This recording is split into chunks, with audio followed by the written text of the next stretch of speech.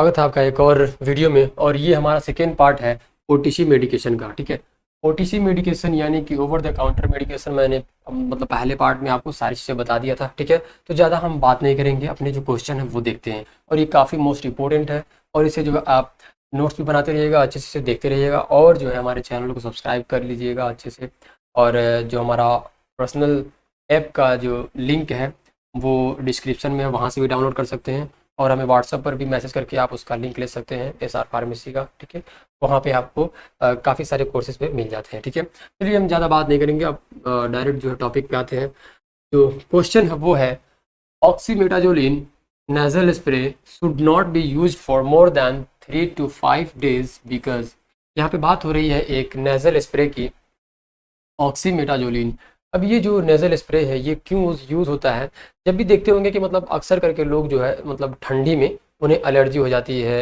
अब वो मौसम की वजह से होता है, लेकिन कुछ लोगों का ऐसा होता है कि उन्हें जो है मतलब बहुत ज़्यादा धूप में चले गए या बहुत ज़्यादा वो जो है मतलब जहाँ पे बहुत ज़्यादा पॉल्यूटेड एरिया वहाँ पे चले गए तो उन्हें जो एलर्जी हो जाती है, तो जिसकी वजह से उनका जो है नाक जो है वो काफ़ी जाम हो जाता है, कंजेशन हो जाता है। ठीक है, अब जिसकी वजह से जो है एक स्प्रे यूज़ करते हैं, नेज़ल स्प्रे, जिसे हम जिसमें जो है क्या होता है, ऑक्सीमेटाजोलिन होता है। ठीक है, अब ये कह रहे हैं कि उसको उसका जो है यूज़, उसका जो उपयोग 3 से 5 दिन जो है वो इस मतलब करना चाहिए, इससे ज़्यादा नहीं करना चाहिए। क्योंकि ऑप्शन ए है इट इज़ एडिक्टिव सिस्टमेटिकली, या बी है rebound congestion occurs alpha adrenergic receptors down regulation causes nasal congestion worse than original, it causes drowsiness, b it contain steroids। ठीक है, अब यहाँ पे बात हो रही है कि जो ऑक्सीमेटाजोलिन नेजल स्प्रे है वो जो है हम 3 से 5 दिन इसलिए यूज़ मतलब कर लेते हैं, उससे ज़्यादा नहीं यूज़ करते हैं, क्योंकि ये जो है रीबाउंड कंजेशन जो है ये कर देता है। अब रीबाउंड कंजेशन क्या होता है?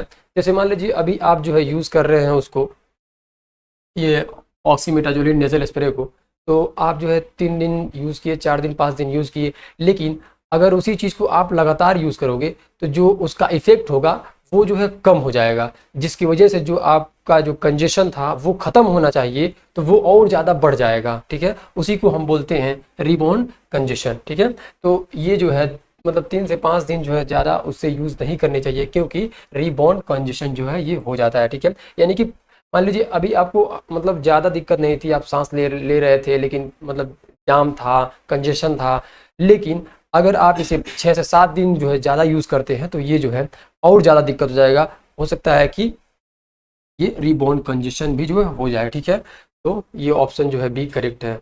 अगला है loperamide OTC anti diarrhoeal is Contra indicated in which situation. अब यहाँ पे बात हो रही है मोस्ट कॉमन जो है ये यूज़ होता है लोपेरामाइड का। ठीक है, अब मतलब जब भी किसी को भी डायरिया होता है, ठीक है, उस समय जो है मतलब जो भी फार्मासिस्ट होते हैं या डॉक्टर होते हैं, ठीक है, वो लोग लोपेरामाइड का जो है प्रेफरेंस देते हैं। ठीक है, और जो यहाँ बात हो रही है कि इसे जो है हम किस सिचुएशन में नहीं देते हैं। ऑप्शन ए है माइल्ड ट्रेवलर्स डायरिया, बी है watery non bloody diarrhoea in adults, या सी है ब्लॉडी डायरिया विद फीवर, या डी है diarrhoea lasting less than 24 hours.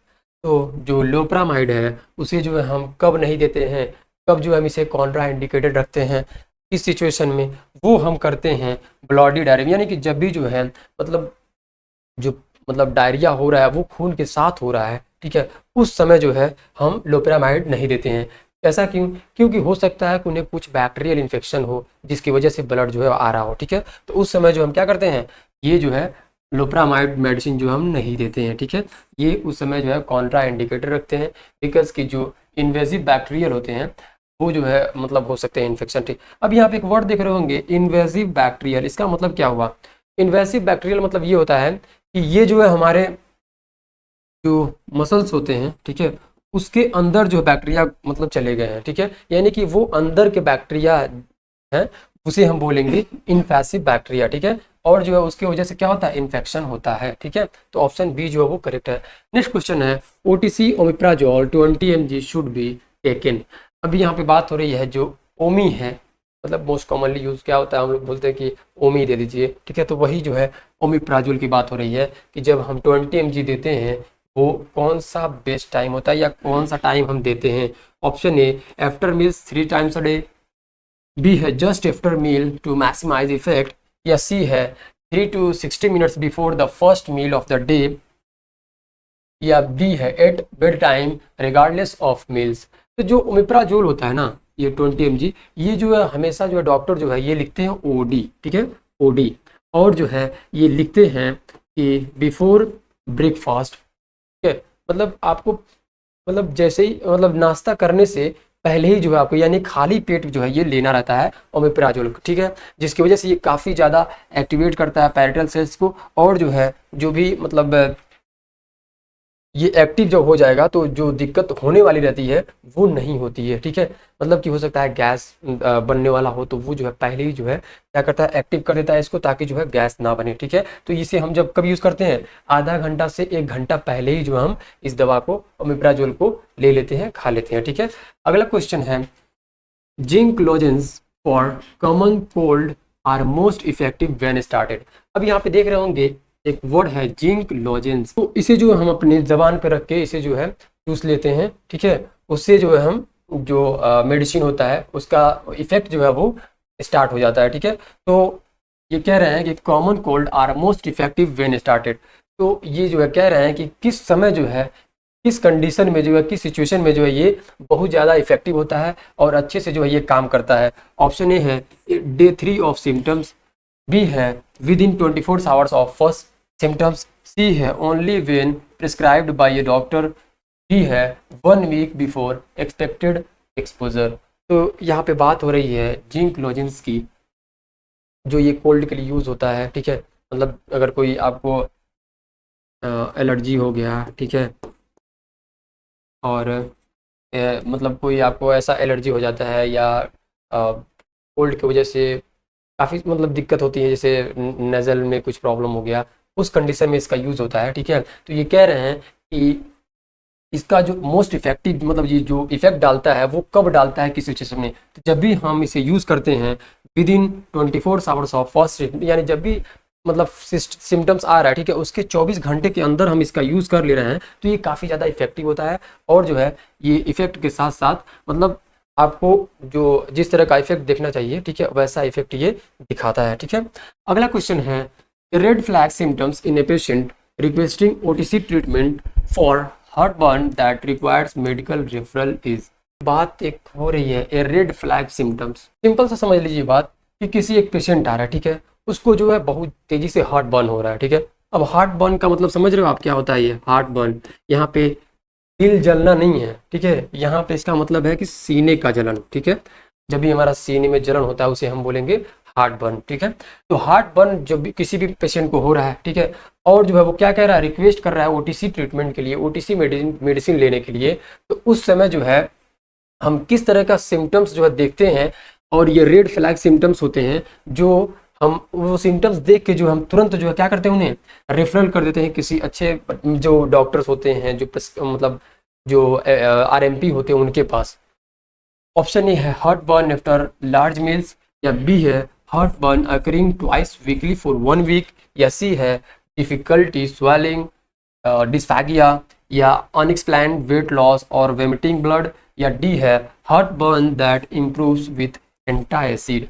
अब यहाँ पे जो हार्ट बर्न होता है ये क्यों होता है, ये जब भी जो हमारा एसिड होता है वो जो है क्या होता है कि मतलब जो हमारा फूड पाइप जिसे हम ओसेफेगस कहते हैं, ठीक है, ओसेफेगस में जो है ये आ जाता है एसिड, जिसकी वजह से ये हार्ट बर्न होता है, ठीक है। तो ये कह रहे हैं कि जब भी जो है रेड फ्लैग सिम्टम्स यानी कि जो खतरनाक सिम्टम्स होते हैं, जैसे कि अब खाना खाने में ही दिक्कत हो रहा है, मतलब जो भी रोटी है या जो भी चीज़ें वो चबा के खा रहे हैं तो निगल नहीं पा रहे हैं सही से, वहाँ पे डिफ़िकल्टी हो रही है, तो ये रेड फ्लैग सिम्टम्स है। उस समय जो है हम क्या करेंगे, तुरंत जो है इन्हें मेडिकल रेफर करेंगे, ठीक है, इन्हें तुरंत जो है किसी अच्छे डॉक्टर के पास या किसी आरएमपी के पास इन्हें तुरंत जो है भेजेंगे। तो ऑप्शन सी जो है वो करेक्ट है, ठीक है।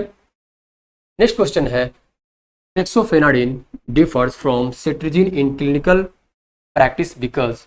अब यहाँ पे देखिए जो फेक्सोफेनाडिन है वो कह रहे हैं कि यहाँ पे डिफर्स है, मतलब अलग है सेट्रिजिन से क्लिनिकल प्रैक्टिस, मतलब जो हमारा फेक्सोफेनाडिन है और सेट्रिजिन है, ठीक है, इसका जो है जो क्लिनिकल प्रैक्टिस है वो अलग क्यों है। इस वजह से ऑप्शन ए है फेक्सोफेनाडिन इज मोर सीडेटिंग, या बी है fexofenadine has essentially zero CNS sedating effect, most preferably selective of all second generation antihistamines, या सी है फेक्सोफेनाडिन वर्क्स फास्टर, या डी है fexofenadine has more drug interaction. तो आपको मालूम होगा कि जो एंटीहिस्टामिन है, ठीक है, इसके जो फर्स्ट जनरेशन के मेडिसिन होती हैं, ठीक है, वो काफ़ी ज़्यादा जो है मतलब जैसे ड्राइजीनेस करती, मतलब इफेक्ट देती हैं, ठीक है, उसका जो है साइड इफेक्ट बहुत ज़्यादा होता है, ठीक है, फर्स्ट जनरेशन का एंटीहिस्टामिन, ठीक है, फर्स्ट जनरेशन में। और सेकेंड जनरेशन में मतलब जैसे इम्प्रूव करते गए, ठीक है, वैसे ही जो है इसको कम करते गए, लेकिन जो सिट्रीजिन है वो जो है मतलब ये समझ लीजिए कि बहुत हल्का करता है सीडेटिंग, ठीक है, जो ड्राउजीनेस है, ठीक है, वो बहुत हल्का करता है। लेकिन जो फेक्सोफेनाडिन है ये बहुत ही कम जो है जो CNS सीडेटिंग है वो बहुत ही कम इफेक्ट दिखाता है CNS को, ठीक है। तो यहाँ ऑप्शन बी है, यानी कि fexofenadine has essentially zero CNS sedating effects, ठीक है। तो जो इसीलिए जो है ये सिट्रीजिन से जो है ये डिफर करता है, यानी कि अलग करता है क्लिनिकल प्रैक्टिस के लिए। तो ऑप्शन बी जो है वो करेक्ट है। अगला क्वेश्चन है which antihistamine is most likely to cause drowsiness. अब यहाँ पे बात हो रही है एंटीहिस्टामिन की, जो कि ड्राउजीनेस का सबसे मतलब मोस्ट जो है कारण होता है। ऑप्शन ए है फेक्सोफेनाडिन, या बी है लोराटिडिन, या सी है डाइफेनहेड्रामिन, या डी है डेस्लोराटिडिन। आप एक वर्ड देख रहे होंगे ड्राउजीनेस। ड्राउजीनेस का मतलब ये होता है कि उनको जो है सुस्ती होगी, ठीक है, सुस्ती होगी, नींद आएगी, मतलब वो दवा लेने के बाद उनको जो बहुत ज़्यादा सुस्ती होगी, नींद आएगी, ठीक है।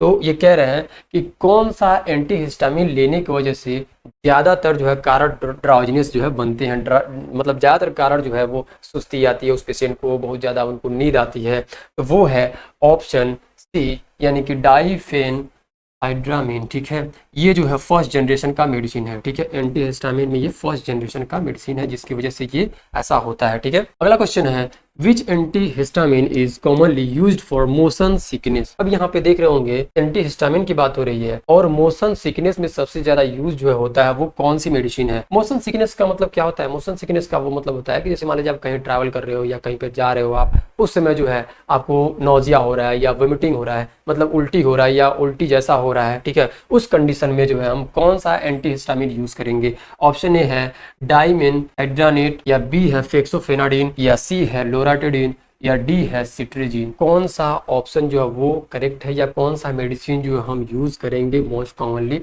एंटीहिस्टामिन में? तो वो है ऑप्शन ए डाइमेनहाइड्रेनेट, ठीक है। ये जो है ऑप्शन जो है ये करेक्ट है, ठीक है। तो ऑप्शन ए जो है ये दवा जो हम यूज करेंगे कब? मोशन सिकनेस में एज ए एंटीहिस्टामिन, ठीक है। अगला क्वेश्चन है which OTC product neutralize stomach acid directly. अब यहाँ पे बात हो रही है कि कौन सा OTC यानी कि ओवर द काउंटर प्रोडक्ट है या दवा है जिसे जो हम यूज़ करते हैं स्टमक में जो एसिड होता है उसको न्यूट्रलाइज करने में। तो ऑप्शन ए है ओमिप्राजोल, बी है फैमेटोडीन, या सी है एंटाएसिड, या डी है लोपेरामाइड। तो आप देख रहे होंगे यहाँ पे ऑप्शन सी जो है वो है एंटाएसिड। यही जो है यूज़ होता है ताकि जो है जो हमारे स्टमक में एसिड जो है वो उसको जो है एंटाएसिड जो जाके न्यूट्रलाइज कर दे, ठीक है। तो इसी का यूज जो है हम करते हैं, ठीक है। अगला क्वेश्चन है वो है which ingredient commonly causes black stools. अब यहाँ पे बात हो रही है कि कौन सा इंग्रेडिएंट है जिसका यूज करते ही हमें जो है क्या होता है, कारण क्या बनता है? ब्लैक स्टूल, यानी कि ब्लैक स्टूल होता है। ऑप्शन ए है सिट्रीजिन, बी है बिस्मथ सब सैलिसिलेट, या सी है लोराटिडिन, या डी है स्यूडोएफेड्रिन। तो कौन सा ऑप्शन जो है वो करेक्ट है, किसका जो हम यूज करते हैं जिसकी वजह से जो है ब्लैक स्टूल होता है? तो वो है ऑप्शन बी, यानी कि बिस्मथ सब सैलिसिलेट। अब यहाँ पे जो आप देख रहे होंगे कि जो बिस्मथ सब सैलिसिलेट है, ठीक है, ये जो है क्या होता है कि जब भी जो है हम इसको लेते हैं, ठीक है, तो ये जो बिस्मथ होता है ये बिस्मथ होता है, ठीक है, ये जो है हम माउथ से लेते हैं, ठीक है, और ये जो है हमारे सलाइवा से जो है ये मिलता है, ठीक है। अब सलाइवा में क्या होते हैं? सलाइवा में होते हैं सल्फर, ठीक है, सल्फर। अब सल्फर से ये मिलकर जो है ये सल्फर से मिलकर जो ये बिस्मथ सल्फाइड बन जाता है, ठीक है, बिस्मथ सल्फाइड। और बिस्मथ सल्फाइड का कलर क्या होता है, वो होता है ब्लैक, जिसकी वजह से क्या होता है, हमारा स्टूल जो है वो ब्लैक हो जाता है। और जो है हो सकता है कुछ समय के लिए जो है आप मतलब जो आपका जीभ है, ठीक है, वो भी जो है ब्लैक हुआ रहे, ठीक है, दवा लेते वक्त, और जब तक आप दवा ले रहे हो तब तक, ठीक है, लेकिन वो एक टेम्पररी होता है, वो सही हो जाता है, ठीक है। अगला क्वेश्चन है which laxative is classified as stimulant. अब यहाँ पे बात हो रही है कि कौन सा लैक्सेटिव होता है जो हम मतलब क्लासिफाई करते हैं, उसे बांटते हैं एज ए स्टिमुलेंट, यानी कि उसी चीज़ को बढ़ाने में। ऑप्शन ए है सेना, बी है पीईजी, पीईजी का मतलब हो गया पॉलीइथाइलिन ग्लाइकोल, ठीक है, पॉलीइथाइलिन ग्लाइकोल, ये काफ़ी सारे इसका जो है ऑप्शन आया हुआ है, तो इसको जो है पॉलीइथाइलिन ग्लाइकोल मैं लिख दे रहा हूँ, इसको आप समझ लीजिए, पॉलीइथाइलिन ग्लाइकोल। ये जो होता है, सी है लैक्टुलोज, डी है सीलियम, ठीक है। तो एज ए स्टिमुलेंट जो है हम यूज़ करते हैं वो है ऑप्शन ए, यानी कि सेना, ठीक है। सेना जो होता है वो एज ए स्टिमुलेंट होता है, ठीक है, यानी कि ये जो है क्या करता है, सेना जो होता है ये बॉवेल मूवमेंट को जो है बढ़ा देता है, ठीक है, बॉवेल मूवमेंट को ये इंक्रीज करता है। तो ऑप्शन जो है वो है ए, यानी कि सेना, ये करेक्ट है, ठीक है। अगला क्वेश्चन है which is a bulk forming laxative, यानी कि अब इन चारों ऑप्शन में से कौन सा जो है बल्क फॉर्मिंग लैक्सेटिव है। बल्क फॉर्मिंग लैक्सेटिव का मतलब ये हो गया कि एक जो है मान लीजिए स्टूल जो है वो काफ़ी ज़्यादा जो है मतलब वाटर ना होने की वजह से काफ़ी ज़्यादा टाइट है, ठीक है। अब यहाँ पे जो हम यहाँ पे क्या कर रहे हैं, किसी ऐसे लैक्सेटिव को दे रहे हैं जो बल्क फॉर्मिंग है, तो इसमें जो है वो क्या करता है, खूब सारा पानी इसमें डाल देता है, जिसकी वजह से जो है इसका साइज बड़ा हो जाता है और उसके बाद से ये नेचुरली प्रोसेस से बाहर निकल जाते हैं। तो ऑप्शन है वो है ए बाइसेकोडिल, या बी है सेना, या सी है सीलियम, या डी है पीईजी। पीईजी का फुल फॉर्म क्या है, पीईजी का फुल फॉर्म है यहाँ पे बताया हूँ मैं, पॉली इथाइलिन ग्लाइकोल, ठीक है, पॉली इथाइलिन ग्लाइकोल, ये ऑप्शन जो है। तो कौन सा ऑप्शन करेक्ट है, यहाँ पे ऑप्शन है सी, यानी कि सीलियम। सीलियम जो होता है वो एक तरह से समझ लीजिए ये स्टूल में जाके जो है पानी भर के इसको बल्क कर देता है, यानी कि बड़ा कर देता है इसको, ठीक है, जिसकी वजह से ये नेचुरली प्रोसेस से बाहर निकल जाते हैं, ठीक है। अगला क्वेश्चन है which medication decreases stomach acid production by blocking proton pumps. अब यहाँ पे बात हो रही है कि वो कौन सा मेडिसिन है जो डिक्रीज करता है स्टमक एसिड प्रोडक्शन को, इसको ब्लॉक करके, प्रोटॉन पंप्स को ब्लॉक करके। वो है ऑप्शन ए ओमेप्राजोल, बी है कैल्शियम कार्बोनेट, या सी है मैग्नीशियम हाइड्रोक्साइड, या डी है सी मेथिकॉन। कौन सा ऑप्शन जो वो करेक्ट है, जो किसको कर रहा है, प्रोटॉन पंप को जो है ब्लॉक कर रहा है और जो है यहाँ पे स्टमक में एसिड प्रोडक्शन को जो है डिक्रीज कर रहा है, तो वो कौन सा मेडिसिन है, वो है ऑप्शन ए, यानी कि ओमेप्राजोल, ठीक है। ओमेप्राजोल जो है ये प्रोटॉन पंप इनहिबिटर जो है ये ब्लॉक करता है उसको, और जो है एसिड प्रोडक्शन को जो है ये कम करता है, ठीक है। अगला क्वेश्चन है सिमेथिकॉन इज यूज फॉर, जो सिमेथिकॉन मेडिसिन होती है, ठीक है, उसका जो है यूज कहाँ पे होता है। ऑप्शन ए है गैस रिलीफ ब्लॉटिंग, बी है कॉन्स्टिपेशन, सी है हॉट बर्न ओनली, डी है डायरिया। अब जो सिमेथिकॉन होता है, ठीक है, ये जो है इसका यूज जो है as a gas relief bloating ऐसे जो है यूज होता है। अब यहाँ पे आप समझ रहे होंगे गैस रिलीफ, गैस रिलीफ का मतलब ये समझ लीजिए कि जो सिमेथिकॉन होता है, ठीक है, वो जो है जो हमारे मतलब स्टमक में गैस बनी हुई है उसको निकालने में ये हेल्प करता है। जो गैस बनाता है उसको रोकने में ये हेल्प नहीं करता है, ये जो है गैस जो बना हुआ है उसको निकालने में ये हेल्प करता है, ठीक है, कौन, सिमेथिकॉन, ठीक है। अगला क्वेश्चन है विच एंटीडायरियल स्लोज इंटेस्टाइनल मोटिलिटी। अभी यहाँ पे सबसे मोस्ट इंपॉर्टेंट मुझे लगता है एंटीडायरियल में क्वेश्चन है कि जो कौन सा मेडिसिन होता है जिसका यूज जो हम करके इंटेस्टाइनल मोटिलिटी को, यानी जो हमारा इंटेस्टाइन है वो जो एक तरह से मूवमेंट करता रहता है, उसके मूवमेंट को जो हम कम करते हैं, स्लो करते हैं, कौन सा है एंटीडायरियल मेडिसिन से। ऑप्शन ए है सेना, बी है ओमेप्राजोल, सी है लोपेरामाइड, डी है सीलियम। तो यहाँ पे बात हो रही है एंटीडायरियल की, तो वो है ऑप्शन सी, यानी कि लोपेरामाइड, ठीक है। इसीलिए जो है लोपेरामाइड का जो है मेडिसिन बहुत कम जो है यूज़ करना चाहिए अकॉर्डिंग टू मी, और जो है अकॉर्डिंग टू यहाँ पे आप देख ही सकते हैं कि डायरेक्ट जो है इंटेस्टाइनल मोटिलिटी को ही स्लो कर दे रहा है, ठीक है। तो जो लोपेरामाइड है वो जो है यूज़ करते ही ये जो है क्या करता है, इंटेस्टाइनल मोटिलिटी को जो है कम कर देता है, ठीक है। विदाउट डॉक्टर जो है इसे आप नहीं यूज़ करना चाहिए, और खास तौर से बच्चों को जो है नहीं देना चाहिए, ठीक है। अगला क्वेश्चन है which antihistamine is least sedating. अब यहाँ पे फिर वही क्वेश्चन आ गया कि एंटी हिस्टामिन कौन सा है जो सीडेटिंग, मतलब समझ रहे हो आपकी सुस्ती भी होती है और जो है नींद भी आती है, ठीक है। तो यहाँ पे बात हो रही है कौन सा ऐसा एंटी हिस्टामिन है जिसका जो है बहुत ही कम सीडेटिंग होता है, बहुत ही कम जो है ऐसा देखने को मिलता है कि उस पेशेंट को सुस्ती आ रही हो और नींद भी आ रहा हो। ऑप्शन ए है डाइफेनहिडामिन, या बी है फेक्सोफेनाडिन, या सी है क्लोरफेनिरामिन, या डी है प्रोमेथाजिन। तो कौन सा ऑप्शन जो है वो करेक्ट है, वो है ऑप्शन बी यानी कि फेक्सोफेनाडिन। इसी का जो है इफेक्ट जो है बहुत ही कम होता है किस पे, सीडेटिक में, ठीक है। अगला क्वेश्चन है which symptom requires referral before OTC heartburn treatment. अब यहाँ पे बात हो रही है फिर वही सिम्टम्स की बात हो रही है कि जो कौन सा सिम्टम्स हम देखेंगे जो पेशेंट जो हार्ट बर्न है और उसको जो हम ओटीसी ट्रीटमेंट नहीं करेंगे यानी ओवर द काउंटर मेडिसिन नहीं देंगे, और उससे जो हम तुरंत जो है उसे जैसे ही सिम्टम्स देखेंगे उससे तुरंत जो हम कहाँ भेजेंगे, किसी अच्छे डॉक्टर के पास या किसी अच्छे आरएमपी के पास, ठीक है। ऑप्शन ए है माइल्ड ब्लॉटिंग, बी है ओकेजनल एसिडिटी, सी है वोमिटिंग ब्लड, या डी है गैस आफ्टर मील्स। तो यहाँ पे जो है कौन सा सिम्टम देखेंगे तो वो हम देखेंगे ऑप्शन सी यानी कि वॉमिटिंग ब्लड, यानी कि जब भी जो है कोई भी पेशेंट ब्लड मतलब वोमिट यानी कि उल्टी कर रहा है ब्लड के साथ, उसको जो है हम तुरंत जो है किसी अच्छे डॉक्टर के पास रेफर करेंगे और जो है हम खुद जो है ओटीसी ट्रीटमेंट नहीं करेंगे, ठीक है। अगला क्वेश्चन है nasal saline spray is mainly use to. अब यहाँ पे बात हो रही है कि जो नेजल सलाइन स्प्रे है उसका जो हम यूज़ कहाँ पे करते हैं, क्या चीज़ करने के लिए। ऑप्शन ए है मॉइस्चराइज नेजल पैसेज, या बी है लोअर फेवर, या स्टॉप डायरिया, या डी है रिलीव अल्सर पेन। अब यहाँ पे बात हो रही है नेजल सलाइन स्प्रे की। तो नेजल सलाइन स्प्रे जो है हम जो है एज ए इसलिए यूज़ करते हैं क्योंकि हमारा जब नाक जो है कंजेशन हो जाता है या जकड़ जाता है जिसकी वजह से हम सही से सांस नहीं ले पाते हैं, ठीक है।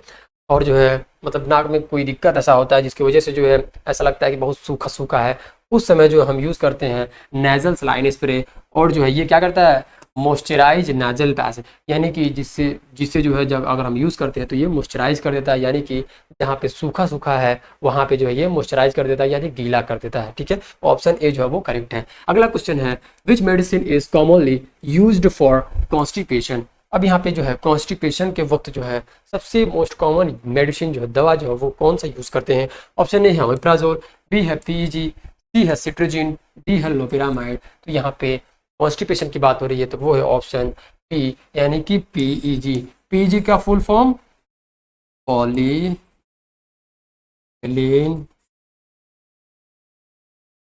पॉलीइथाइलिन ग्लाइकोल, ठीक है। ये ऑप्शन जो है करेक्ट है पीईजी। अगला क्वेश्चन है विच मेडिसिन में इंक्रीजेज ब्लड प्रेशर। अब यहाँ पे बात हो रही है कि हम किस तरह का मेडिसिन यूज करेंगे जिससे जो हमारा ब्लड प्रेशर जो वो बढ़ जाएगा, ठीक है। तो ऑप्शन है वो है ए यानी कि स्यूडो इफेड्रिन, बी है सीलियम, सी है पीजी, डी है सिमेथिकॉन। तो कौन सा ऑप्शन करेक्ट है वो है ऑप्शन ए यानी कि स्यूडो इफेड्रिन जो है ये अगर हम यूज़ करते हैं तो ये क्या करता है हमारे ब्लड प्रेशर को जो है बढ़ा देता है। स्यूडो इफेड्रिन का यूज़ हम कब करते हैं जब जो है कोई एलर्जी होता है या कुछ ऐसा सांस लेने में कुछ दिक्कत होती है, कंजेशन हुआ रहता है, उस समय जो हम इसका स्यूडो इफेड्रिन का यूज़ करते हैं और जो है एंटी एलर्जी यूज़ करते हैं, ठीक है। तो ये जो है जैसे ही हम लेते हैं तो उस वक्त जो है ये ब्लड प्रेशर को भी जो है ये बढ़ा देता है, ठीक है, इसकी वजह से। अगला क्वेश्चन है विच एंटी हिस्टामिन इज। तो जो मतलब जो कोई इस तरह का पेशेंट है उसमें जो है ये नहीं दिया जाता है, और नहीं तो उनको जो है मतलब ज़्यादा अगर हार्ट बीट ज़्यादा हो गया तेज़ और ज़्यादा एंग्जाइटी हो गया या घबराहट ज़्यादा हो गया तो फिर जो है वो क्या होगा बहुत ही ज़्यादा दिक्कत होगा उस पेशेंट को, इसीलिए जो हम ये नहीं देते हैं जिसको जो है कुछ मतलब ऐसा दिक्कत होगा उसको, ठीक है।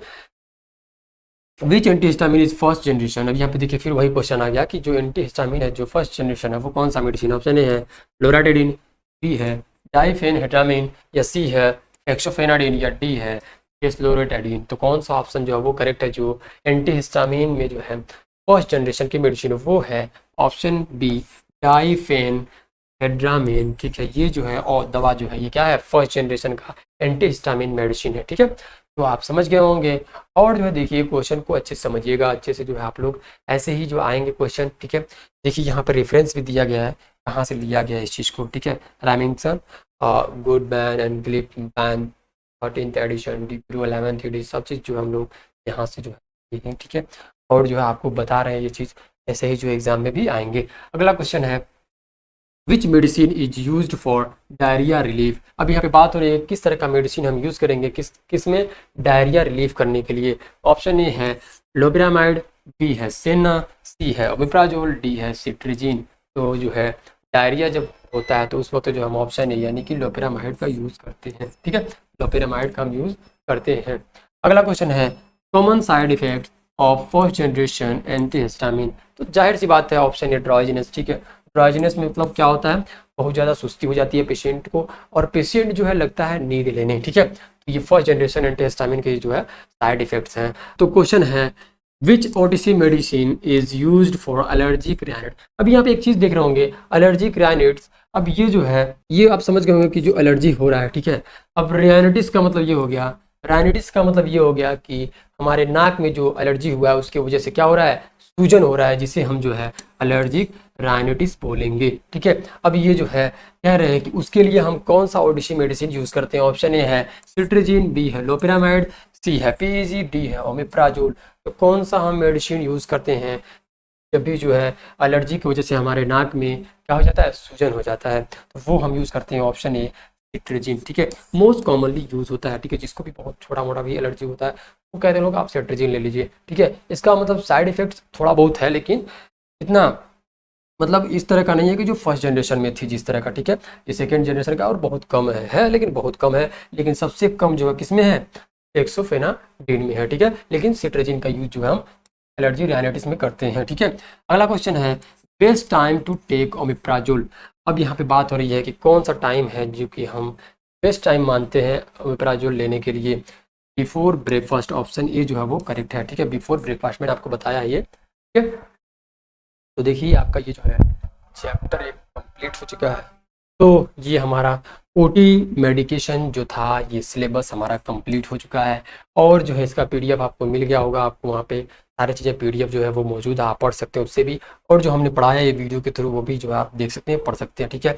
और भी चीज़ें अगर कुछ चाहिए आपको या कुछ ऐसी बात करनी है आपको तो हमारे ग्रुप में आप मैसेज करिएगा, हम वहाँ पे आपको सारी चीज़ें दे देंगे। सक्सेस उन्हीं को मिलती है जो बहाना नहीं रास्ते ढूंढते हैं। और अगर आप हमारे इस काम को अगर आप लेकर सीरियस हैं और अगर आप चाहते हैं कि हम लोग और जो है इसको एक्सपैंड करें, बढ़ाएं, तो आप जो अपने दोस्तों के पास शेयर करिए, जो आपके साथी हैं उनके पास शेयर करिए, जो भी पैरामेडिकल कोर्सेज कर रहे हैं उनके पास आप ये चीज़ शेयर करिए, ठीक है। तो मिलते हैं नेक्स्ट वीडियो में और हमारे चैनल को सब्सक्राइब भी कर लीजिएगा।